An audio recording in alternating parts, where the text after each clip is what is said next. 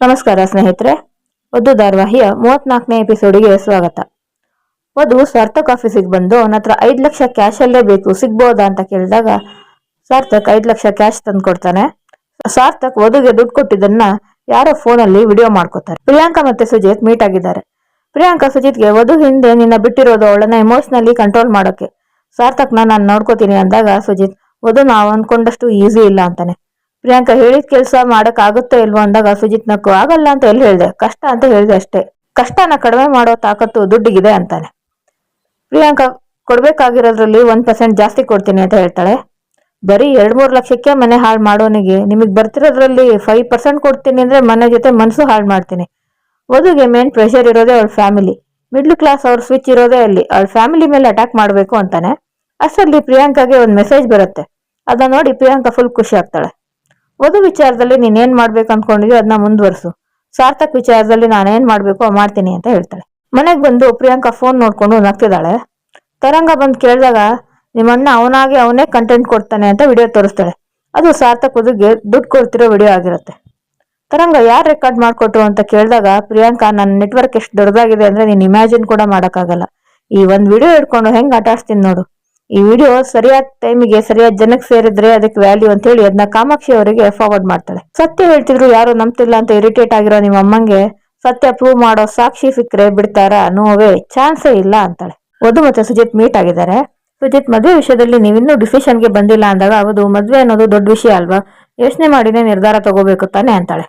ಸುಜಿತ್ ತಪ್ಪೇ ಇಲ್ಲ, ಆದ್ರೆ ಎಷ್ಟು ಯೋಚನೆ ಮಾಡಿದ್ರೆ ಕ್ಲಾರಿಟಿ ಸಿಗುತ್ತೆ ಅಂತ ಕೇಳ್ತಿದ್ದೀನಿ ಅಂದಾಗ 100% ಕ್ಲಾರಿಟಿ ಸಿಗೋ ತನಕ ಅಂತ ವಧು ಹೇಳ್ತಾಳೆ. ಸುಜಿತ್ ಈಗ ನಂಗೆ 1 ವಾರದಲ್ಲಿ 2 ಪ್ರಪೋಸಲ್ ಬಂದಿದೆ, ನಿಮ್ ವಿಷಯ ಕ್ಲಿಯರ್ ಆಗ್ಲಿ ಅಂತ ಪಕ್ಕಕ್ಕೆ ಇಟ್ಟಿದ್ದೀನಿ ಅಂತಾನೆ. ವಧು ಅಯ್ಯೋ ಪ್ಲೀಸ್ ನಂಗೋಸ್ಕರ ತೊಂದ್ರೆ ತಗೋಬೇಡಿ ಅಂದಾಗ ಸುಜಿತ್ ತೊಂದ್ರೆ ಅಂತಲ್ಲ, ಮದ್ವೆ ಆಗೋಕೆ ನಿಮ್ಗಿರೋ ಡೌಟ್ ಏನು ಅಂತ ನಂಗೆ ಅರ್ಥ ಆಗ್ತಿಲ್ಲ, ನಿಮ್ಗೆ ಇದಕ್ಕಿಂತ ಸರಿ ಇರೋ ಹುಡುಗ ಎಲ್ಲಿ ಸಿಗ್ತಾನೆ ಅಂತ ಕುತೂಹಲ ಅಷ್ಟೇ, ಅದಕ್ಕೆ ಅನ್ಸುತ್ತೆ 30 ಲೈಫಲ್ಲಿ ಏನೂ ಆಗ್ತಿಲ್ಲ ಅಂತಾನೆ. ವಧು ಮನೆಗೆ ಒಂದು ಹೊಸ ಕ್ಯಾರೆಕ್ಟರ್ ಎಂಟ್ರಿ ಆಗಿದೆ. ಶಂಕರ್ ಅವರ ಅಕ್ಕ ಶೋಭಾ ಅವರು ಮನೆಗೆ ಬಂದಿದ್ದಾರೆ. ಎಲ್ಲರ ಹತ್ರನೂ ಮಾತಾಡಿದವರು ವಧು ಬಗ್ಗೆ ಕೇಳಿದಾಗ ದೇವಕಿ ಅವರು ಕೆಲ್ಸಕ್ಕೆ ಹೋಗಿದ್ದಾಳಲ್ಲ, ಇನ್ನೇನ್ ಬರ್ತಾಳೆ ಅಂತ ಹೇಳ್ತಾರೆ. ಶೋಭಾ ಅವರು ಕೆಲ್ಸಕ್ಕ ಇಷ್ಟೊತ್ತಾದ್ರೂ ಮನೆಗೆ ಬಂದಿಲ್ವಾ, ಇಷ್ಟೊತ್ತ ತನಕ ಯಾವ ಕೋರ್ಟ್ ಇರುತ್ತೆ, ಕೋರ್ಟಲ್ಲಿ ಏನ್ ಕೆಲಸ ಇರುತ್ತೆ ಅಂತ ಹೇಳುವಾಗ ಕರೆಕ್ಟ್ ಆಗಿ ವಧು ಅಲ್ಲಿಗೆ ಬರ್ತಾಳೆ. ಅತ್ತೆ ಚೆನ್ನಾಗಿದ್ದೀರಾ, ಯಾವಾಗ ಬಂದ್ರಿ ಅಂತ ವಧು ಕೇಳಿದಾಗ ಶೋಭಾ ಅವರು ನೋಡ್ಬೋದು, ನೋಡಿದ ಜನ 30 ವರ್ಷ ಆದ್ರೂ ಇನ್ನೂ ಮದ್ವೆ ಆಗಿಲ್ಲ, ಪಾಪ ವಧು ಎಷ್ಟು ಕಷ್ಟಪಟ್ಟು ಕೆಲಸ ಮಾಡ್ತಾಳಲ್ಲ ಅಂತ ಹೇಳಲ್ಲ, ಇಷ್ಟೊತ್ತಿಗೆ ಬರ್ತಾಳಲ್ಲ ಎಂತ ಕೆಲಸ ಮಾಡ್ತಾಳೆ ಅಂತಾರೆ. ನಾನು ಹೇಳ್ತಿರೋದು ಅರ್ಥ ಆಯ್ತಾ ನಿಂಗೆ ಅಂತ ಕೇಳ್ತಾರೆ. ಸಚಿನ್ ಬೆಳಿಗ್ಗೆ ರೆಡಿಯಾಗಿ ಇವತ್ತೆಲ್ಲ ಹೋಗಿ ಟೈಮ್ ಪಾಸ್ ಮಾಡೋದಪ್ಪ ಅಂತ ಯೋಚನೆ ಮಾಡ್ತಿರ್ತಾನೆ. ವಧು ಬಂದು ಭಾವ ಬನ್ನಿ ಗಿರ್ವಿ ಅಂಗಡಿ ಹೋಗಿ ಬರೋಣ ಅಂದಾಗ ಸಚಿನ್ ಯಾವ ಗಿರ್ವಿ ಅಂಗಡಿ ಅಂತ ಕೇಳ್ತಾನೆ. ಕಮಲಾ ಆಂಟಿ ನೆಕ್ಲೆಸ್ ಅಪ್ಪ ಅಡ ಇಟ್ಟಿದ್ರಲ್ಲ ಆ ಅಂಗಡಿಗೆ ದುಡ್ಡು ಅರೇಂಜ್ ಮಾಡಿದೆ ಅಂತ ಹೇಳ್ತಾಳೆ. ಸಚಿನ್ ಇವತ್ತು ನಂಗೆ ಇಂಪಾರ್ಟೆಂಟ್ ಕೆಲಸ ಇತ್ತು ಅಂತಾನೆ.